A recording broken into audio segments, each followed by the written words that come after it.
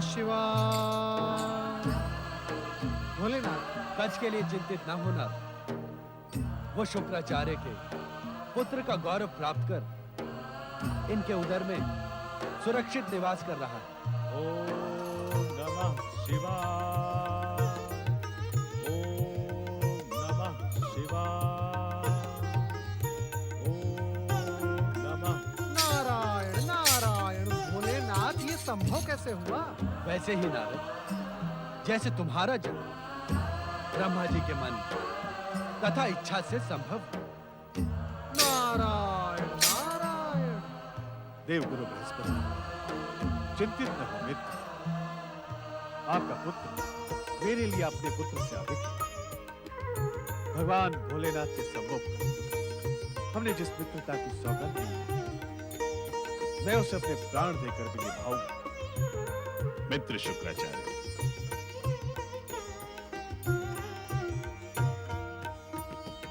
जय शिव शंकर।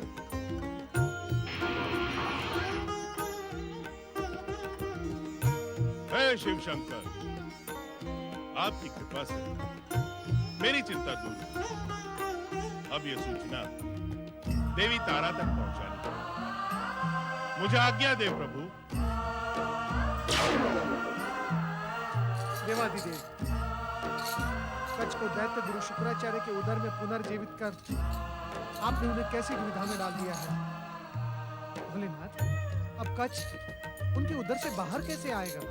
कच्छ शुक्राचार्य के उदर से अवश्य बाहर आए। यह अवसर शुक्राचार्य के ज्ञान तथा कच्छ की योग्यता की अग्नि परीक्षा प्रमाणित हुई। किस प्रकार भोलेनाथ? तुम्हारे इस प्रश्न का उत्तर देने का अवसर अभी नहीं आया।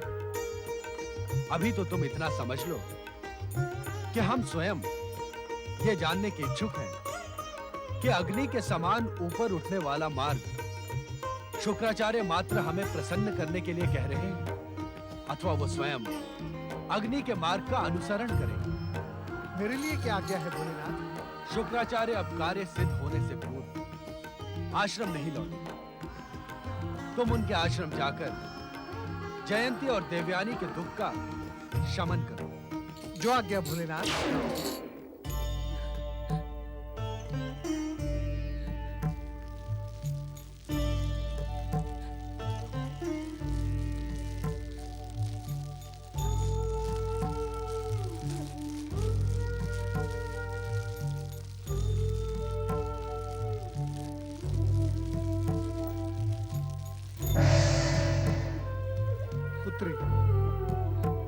पुत्री देवयानी, मैं तुम्हारे हृदय की पीड़ा समझ सकता हूँ, परंतु इतना विश्वास रखो कि भगवान भोलेनाथ की कृपा से संसार की बड़ी से बड़ी पीड़ा का भी अंत हो सकता है। मुझे आश्वासनों की आवश्यकता नहीं देवर्षि।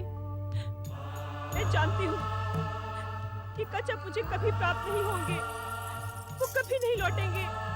नहीं पुत्री, वो अवश्य आएगा, वो अवश्य आएगा। देवर्षि, हाँ पुत्री, स्वयं मैंने उसे जीवित देखा है, वो सकुशल है। क्या आप सत्य कह रहे हैं देवर्षि? आप धन्य है देवर्षि। मैं जानती हूँ आप कभी मिथ्या वचन नहीं कहते। क्या आपने सचमुच कच्छ को जीवित देखा है? जयंती, जब तुम मेरी बात पर विश्वास रखती ही हो तो फिर ये प्रश्न क्यों करती हो? मैंने स्वयं उसे जीवित देखा है, वह सकुशल है और दैत्य गुरु शुक्राचार्य के साथ है। कहाँ है पिताश्री? कहाँ है वे दोनों? मैं उनसे इसी समय मिलने की इच्छुक हूँ देवर्षि। पुत्री, वे दोनों अपना कार्य सिद्ध होने से पूर्व तुमसे नहीं मिल सकते। तुम यहीं पर उनकी प्रतीक्षा करो। माँ। जयंती, पुत्री देवयानी, भगवान भोलेनाथ का यही संदेश देने के लिए मैं यहाँ उपस्थित हुआ था। तुम दोनों का कल्याण हो। नारायण नारायण। कितने दयालु है भगवान भोलेनाथ। पुत्री देवयानी, अब तुम निश्चिंत हो जाओ। हमारी परीक्षा की घड़ी अब शीघ्र ही समाप्त होगी। माँ। ओम नमः शिवाय।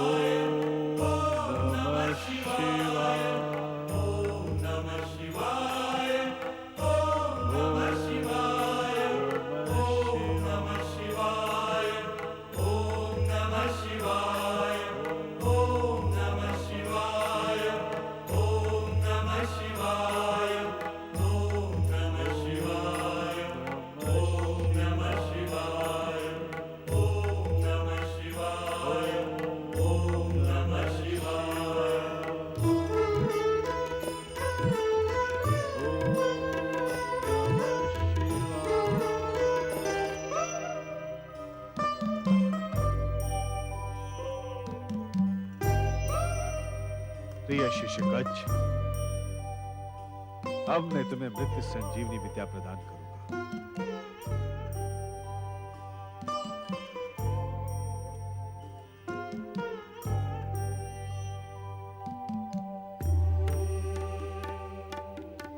देख रहा तुम कुछ उद्विग्न हो।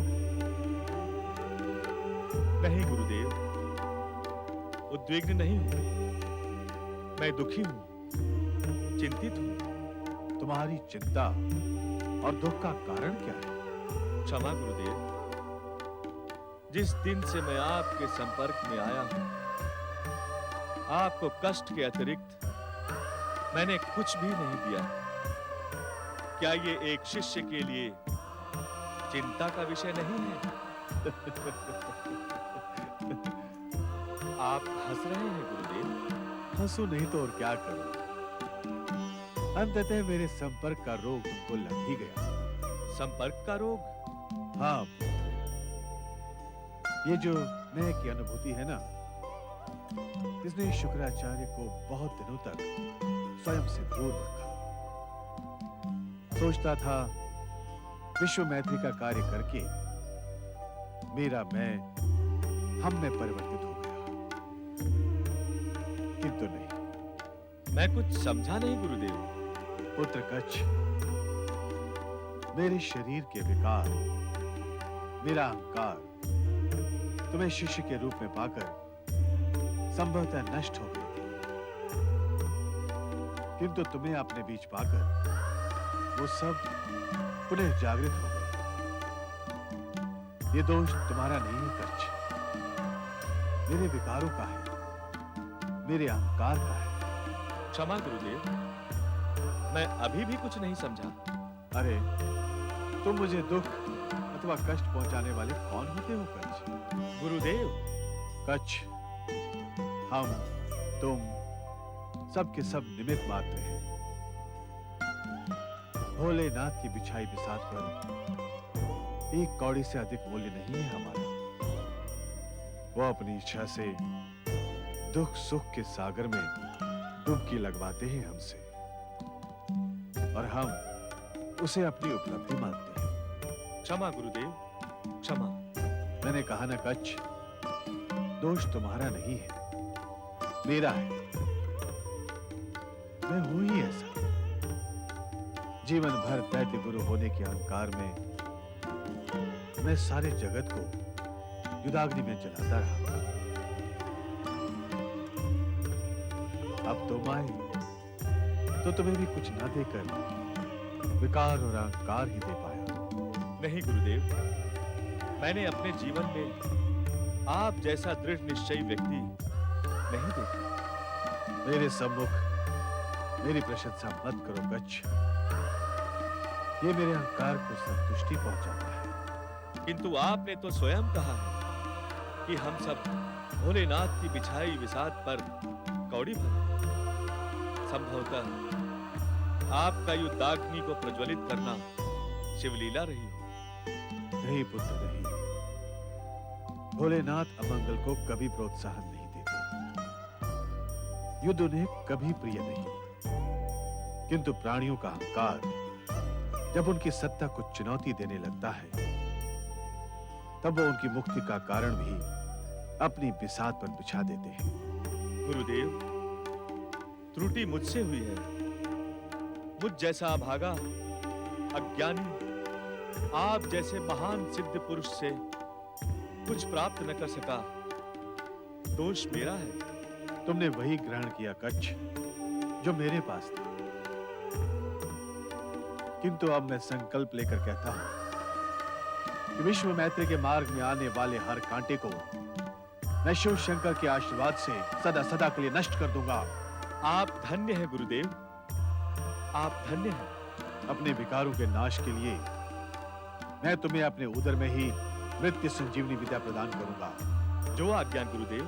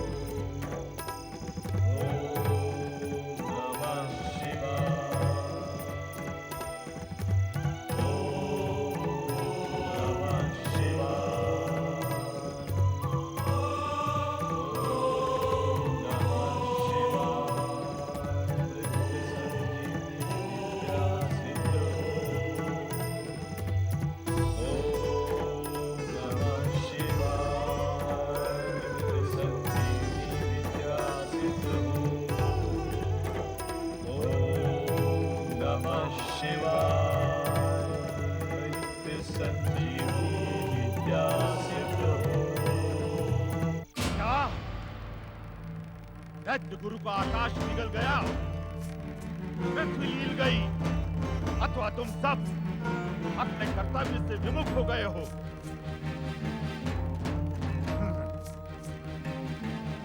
उत्तर दो, क्या तुम सबने भी दैत्य गुरु शुक्राचार्य की भांति दैत्य माता दीति के विरुद्ध षड्यंत्र में देवताओं से मित्रता कर ली है? माता दीति के विरुद्ध षड्यंत्र? हाँ हाँ, दैत्य माता दीति के विरुद्ध षड्यंत्र, दैत्य जाति को सदा सदा के लिए नष्ट कर देने का षड्यंत्र। ये आप क्या कह रहे हैं असुरराज? सत्य कह रहा हूं मैं। ब्रह्मा, विष्णु, महेश और अन्य सभी देवताओं ने मिलकर हम दैत्यों के विरुद्ध एक भयानक षड्यंत्र रचा है। संगठित दैत्य शक्ति को छिन्न भिन्न करने का षड्यंत्र। इसी षड्यंत्र के कारण बृहस्पति यहाँ स्वरूप बदल कर आया था। इसी षड्यंत्र के कारण आज शुक्राचार्य अपनी प्रिय दैत्य जाति से विमुख हो रहे हैं। मुझे पूरा विश्वास है कि हमारे गुप्तचर और सेनापति भी किसी लोक में आकर देवताओं का साथ दे रहे हैं और हमारे विरुद्ध हो रहे षड्यंत्र को और अधिक प्रबल कर रहे हैं। नहीं नहीं नहीं, दैत्यराज, आप हमारी विश्वसनीयता पर संदेह न करें। हमारे संदेह की जिस क्षण पुष्टि हो जाएगी, वही क्षण तुम्हारे जीवन का अंतिम क्षण होगा। हमारी रगों में बहता हुआ रक्त दैत्य जाति के काम आए तो ये हमारा सौभाग्य होगा। किंतु हम पर संदेह ना करें दैत्यराज, हमें दैत्य माता दीति की सौगंध है। दैत्यराज, आप विश्वास करें, हमने पृथ्वी का कोना कोना छान लिया है, किंतु दैत्य गुरु कहीं भी दिखाई नहीं दिए।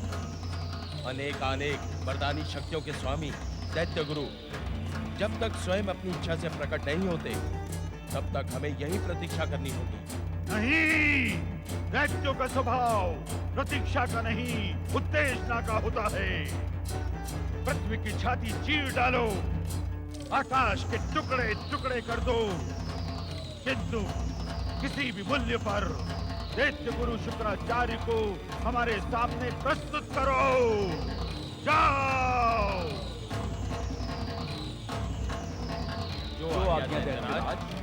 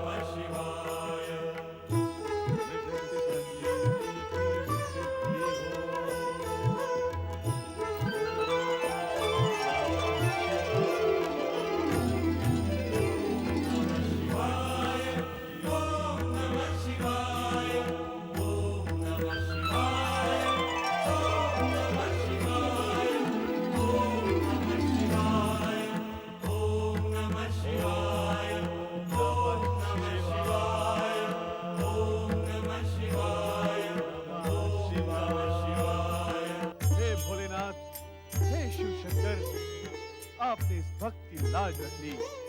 आपको मेरा शत शत धन्यवाद। प्रिय शिष्य कच्छ। आज्ञा गुरुदेव। प्रिय कच्छ, इस चराचर जगत में मेरे अतिरिक्त तुम दूसरे व्यक्ति हो जिसे शिव शंकर की कृपा से मृत्यु संजीवनी विद्या की सिद्धि हो। आप धन्य हैं गुरुदेव। मुझ जैसे अज्ञानी को ये शिव कृपा आपकी कृपा से ही संभव हुई है। अब तुम स्वतंत्र हो जाओ पुत्र। कैसे? मैं बाहर कैसे आ सकता हूँ गुरुदेव? चिंतित न हो वत्स, अब तुम मृत्यु संजीवनी विद्या के साधक हो गए हो। मेरा उदर चीर कर बाहर आ जाओ। नहीं गुरुदेव नहीं, ये असंभव है। अपने स्वार्थ के लिए मैं अपने गुरु का जीवन संकट में डाल दूं? मुझे ये मार्ग स्वीकार नहीं है। तुम्हें यह स्वीकार करना ही होगा, अन्य कोई मार्ग नहीं है वत्स। नहीं गुरुदेव नहीं, ये मुझसे नहीं होगा। गुरुदेव, मैं ये जानता हूं कि आपके जीवन को संकट पहुंचाकर मैं उसे पुनः सुरक्षित कर सकता हूं।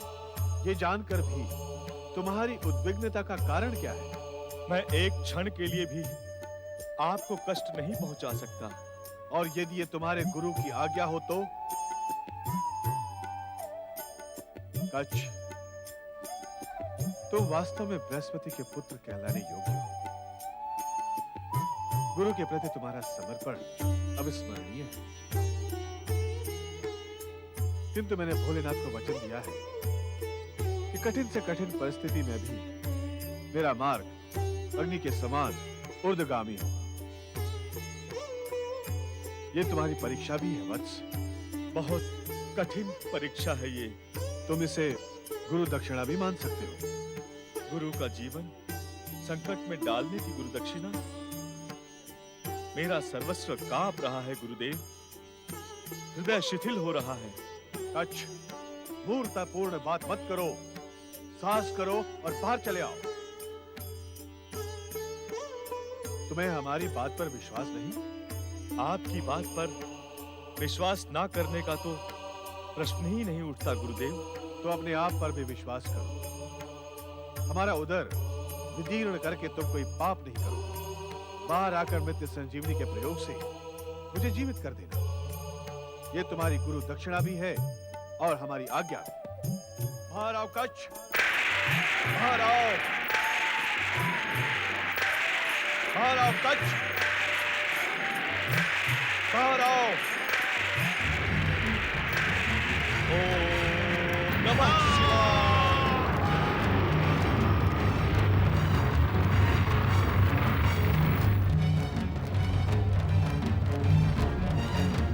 गुरुदेव, गुरुदेव, गुरुदेव,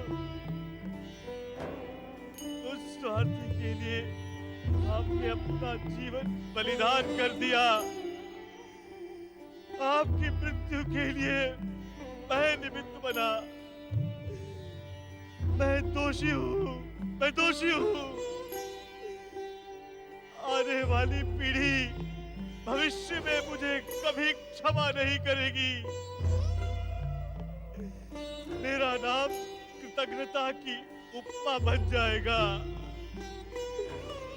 ये मैंने क्या किया गुरुदेव? ये मैंने क्या किया?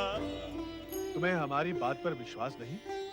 आपकी बात पर विश्वास ना करने का तो प्रश्न ही नहीं उठता गुरुदेव।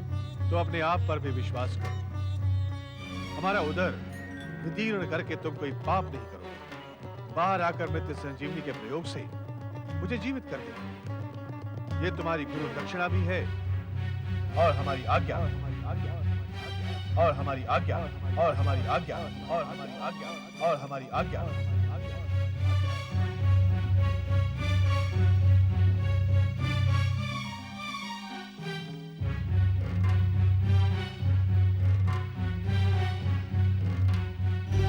आपकी आज्ञा शिरोधार्य है गुरुदेव। मैं आपको पुनर्जीवित करके अपनी गुरु दक्षिणा अवश्य पूरी करूंगा। हे देवाधिदेव भगवान शिव शंकर, अपने इस भक्त पर कृपा करें। हे भोलेनाथ, मुझे अपने गुरु की आज्ञा एवं अपनी गुरु दक्षिणा देने योग्य शक्ति प्रदान करें। हे महारुद्र, मेरी सहायता करें कि मैं अपने गुरु को पुनर्जीवित कर सकूं। बैठ जाओ कच। देवराज इंद्र, आप यहाँ इस समय? आश्चर्य ना करो कच। मेरे यहाँ प्रकट होने के लिए यही अवसर उचित है। आपकी प्रसन्नता बता रही है कि आप यहाँ किसी योजना को बनाकर ही उपस्थित हुए हैं। तुम मेधावी तो थे ही कच, आप बुद्धिमान भी हैं। जान सकता हूँ आपकी योजना क्या है? अवश्य, क्योंकि ये योजना तुम्हें ही संपादित करनी है। एक बात ध्यान रखो कच, जीवन में सौभाग्य बार बार द्वार पर नहीं है। मैं कुछ समझा नहीं देवराज। इसमें ना समझने जैसा कुछ भी नहीं है। ये शुक्राचार्य हम देवताओं का चिरशत्रु है। ये सदैव ही हमारे सर्वनाश का आकांक्षी रहा है। आज सौभाग्य से ये यहाँ निष्प्राण पड़ा है।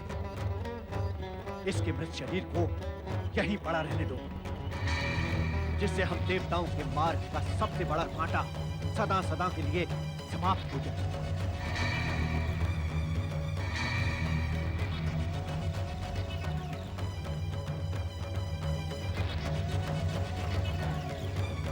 ऐसे क्या देख रहे हो?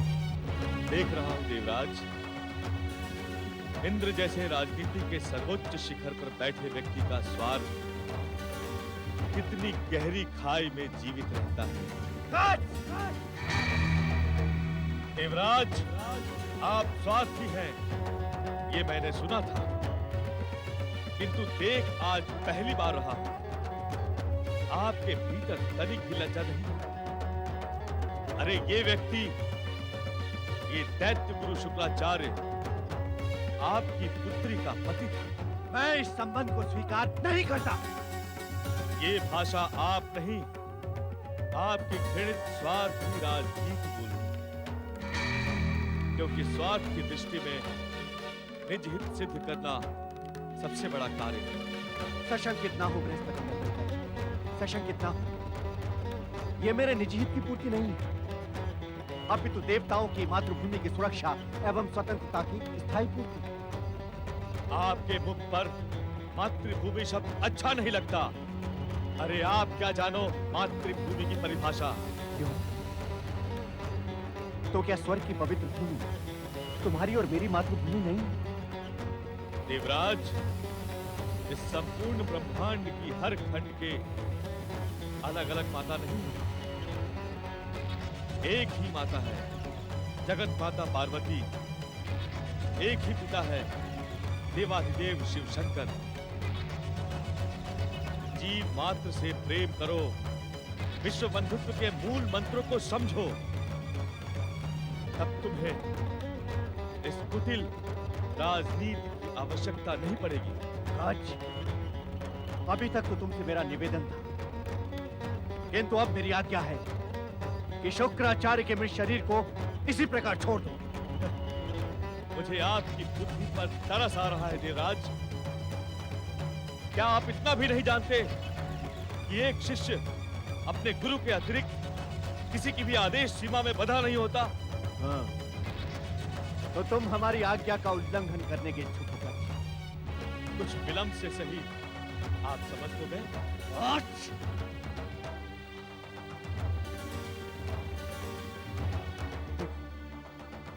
देखो प्रियकर, तुम हमारे आदेश से यहाँ स्वर्ग लोक से मृत संजीवनी विद्या प्राप्त करने आए थे।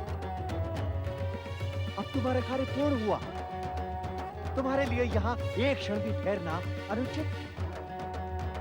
मेरी बात मानो, चलो मेरे साथ स्वर्ग लोक लौट चलो।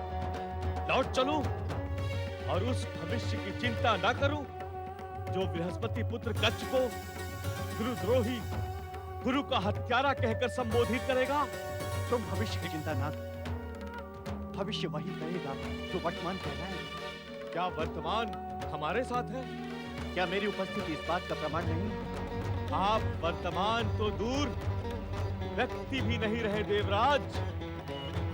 आपकी स्वार्थी राजनीति ने तो बहुत पहले ही आपके व्यक्तित्व की हत्या कर दी। सावधान कच! सावधान! यदि तूने मेरे आदेश की उपेक्षा की तो मैं अपने वज्र प्रहार से तुझे यही समाप्त कर दूंगा। सावधान आप हो जाइए देवराज। यदि मेरी श्राप दृष्टि आप पर पड़ गई तो आप किस दुर्दशा को प्राप्त होंगे इसकी आप कल्पना भी नहीं कर सकते। भलाई इसी में है कि आप यहां से चले जाइए और मुझे अपना कर्तव्य निभाने दें।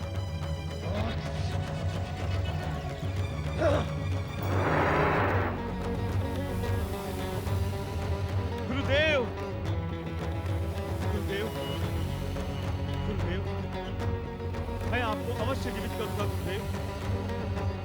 ओम नमः शिवाय। मृत्यु संजीवनी विद्या सिद्ध हो। ओम नमः शिवाय। मृत्यु संजीवनी विद्या सिद्ध हो। ओम नमः शिवाय। मृत्यु संजीवनी विद्या सिद्ध हो। ओम नमः शिवाय। मृत्यु संजीवनी विद्या सिद्ध हो।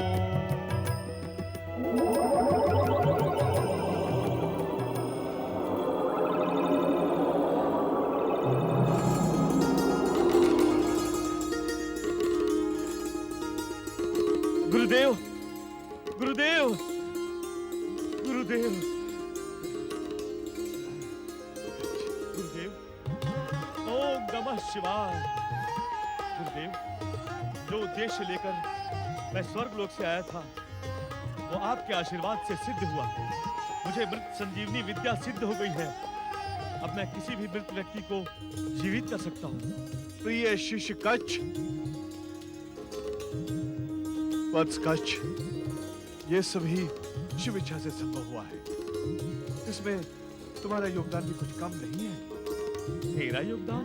हाँ वत्स, गुरु अपना ज्ञान उस शिष्य पर उड़ेलने को आतुर हो जाता है जिसमें तुम्हारे जैसी विशेषताएं हैं।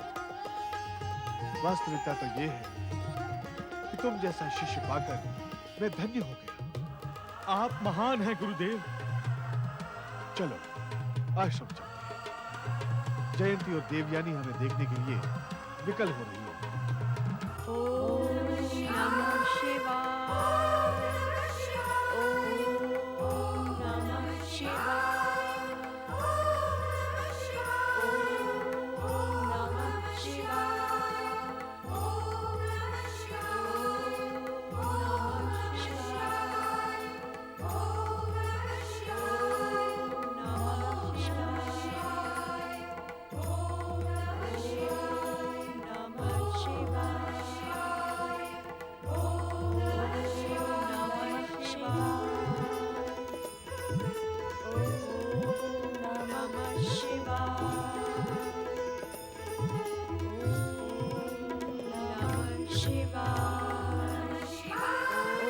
ओम नमः शिवाय।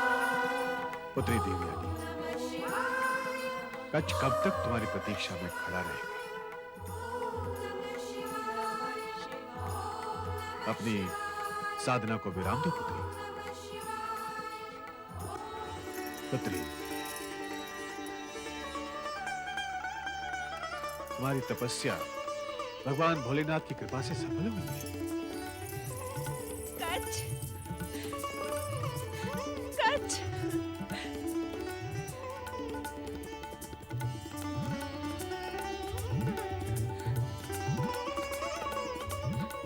मुझे क्षमा कर दीजिए पिताश्री। अपने प्रिय कच्छ के लिए मैंने आप पे संदेह किया, आप पे दोष लगाए। अपना मन छोटा न करो पुत्री। तुमने कुछ अनुचित नहीं किया। अभी तो भविष्य के लिए नया मार्ग प्रशस्त किया है। मैं कुछ समझी नहीं। पुत्री, माता पिता, घर परिवार, सगे संबंधियों से ऊपर उठकर यदि प्रत्येक व्यक्ति तुम्हारे समान दूसरे के जीवन से प्रेम करने लगे तो ये संसार कितना सुंदर हो जाएगा।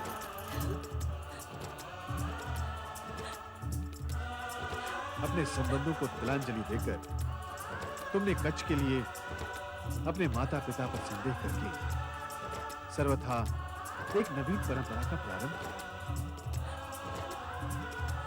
जिसमें हर संबंध से ऊंचा है मनुष्य होने का संबंध। अश्रु न बहा पुत्री, यह समय अश्रु बहाने का नहीं है, अपितु प्रिय कच्छ की महान सफलता पर प्रसन्न होने का है। पुत्री, प्रिय कच्छ ने मृत्यु संजीवनी विद्या सिद्ध कर ली है। हम जब निष्प्राण होकर वन में गिर गए तो प्रिय कच्छ ने ही हमें पुनर्जीवन प्रदान किया। भोलेनाथ की तुम पर अपार कृपा है कच्छ। आप लोगों का स्नेह ऋण मैं कभी भी नहीं चुका पाऊंगा। अब मेरा कार्य पूर्ण हुआ। मुझे अपने माता पिता के पास जाने की अनुमति दीजिए। मुझे आशीर्वाद दीजिए गुरुदेव कि मैं देव दानवों के मध्य जन्म जन्मांतर से चली आ रही शत्रुता को समाप्त कर स्थायी मित्रता की कपोलें खिला सकूं। हमारा आशीर्वाद सदा तुम्हारे साथ है वत्स। स्वर्ग से लौटने से पूर्व तुम भगवान शिव के प्रति कृतज्ञता अवश्य ज्ञापित करना। अवश्य गुरुदेव, भोलेनाथ की कृपा के बिना ये कुछ भी संभव नहीं था।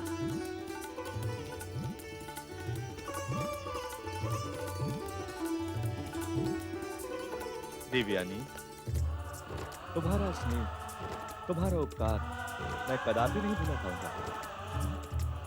तुम्हारे योगदान के बिना मुझे कभी भी ये महान सिद्धि प्राप्त नहीं हो सकती थी। मुझे अपने चरणों की दासी, अपनी धर्म पत्नी बनाकर यहाँ से ले चलो कच्छ। मैं कब से इस क्षण की प्रतीक्षा कर रही थी। देवयानी, ये तुम क्या कह रही हो? मानव कल्याण के लिए संबंधों की तिलांजलि देना निसंदेह महान कार्य है, किंतु निजी स्वार्थ के लिए संबंधों का रूप बिगाड़ना पाप है। किस संबंध की दुहाई दे रहे हो तुम? एक शिष्य के साथ गुरु पुत्री का संबंध बहन का हो सकता है, पत्नी का नहीं।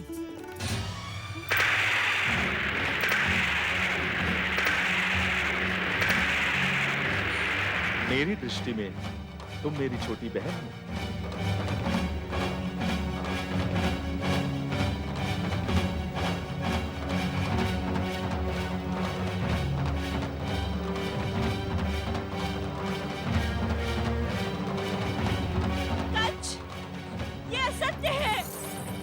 नहीं देवयानी, ये सत्य है। यदि मैंने इस संबंध को स्वीकार कर लिया तो आश्रमों की व्यवस्था बिगड़ जाएगी। किसी भी युवा पुत्री का पिता आचार्य अपने आश्रम में विद्यार्थी को प्रवेश देने से पूर्व इस घटना का स्मरण करके व्यग्र हो जाएगा। पुत्री, कच्छ ठीक कह रहा है। वो तुम्हारे लिए भाई के समान है। नहीं, कदापि नहीं। मैं ये संबंध कभी स्वीकार नहीं करूंगी। ये मेरी कोमल भावनाओं पे इसका क्रूर आघात है। मेरे साथ विवाह का अनुचित विचार त्याग दो देवयानी। गुरु और शिष्य का संबंध मात्र पिता और पुत्र का होता है। भृगुवंश में जन्म लेने वाली तुम जैसी श्रेष्ठ कन्या के लिए ऐसा सोचना अधर्म के समान है। नहीं, मेरे प्राणों को कष्ट पहुंचाने वाले, मेरे कोमल भावनाओं के हत्यारे, देव गुरु बृहस्पति पुत्र कच्छ, जा, मैं तुझे श्राप देती हूँ। मेरे पिता से प्राप्त मृत संजीवनी विद्या को तू भूल जाएगा। जैसा इस आश्रम में आया था वैसा ही रिक्त लौट जाएगा।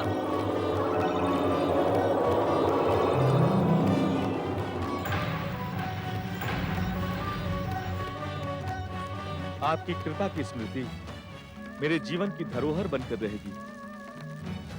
प्रणाम गुरुदेव। ओम नमः शिवाय।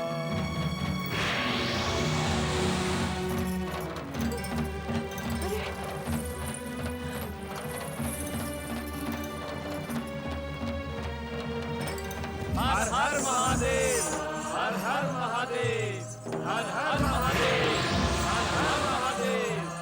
प्रणाम भोलेनाथ। मैं आपकी कृपा का आभारी हूं भोलेनाथ। तुमने इस संसार के सामने एक महान आदर्श प्रस्तुत किया है। अनेक बार अपने प्राणों को संकट में डालकर भी जो सिद्धि तुमने प्राप्त की उसे अधर्म और अनीति के मूल्य पर सहर्ष त्याग कर तुमने प्रशंसनीय कार्य किया है बृहस्पति पुत्र कच्छ। मैंने कुछ भी नहीं किया है भोलेनाथ, ये सब कुछ आपकी कृपा का परिणाम है। धर्म संस्कृति के इतिहास में बृहस्पति पुत्र कच्छ का नाम सदा अमर रहेगा। निसंदेह तुम्हारा जीवन संसार के लिए उदाहरण बनेगा। तुम्हारा कल्याण। ओम नमः शिवाय।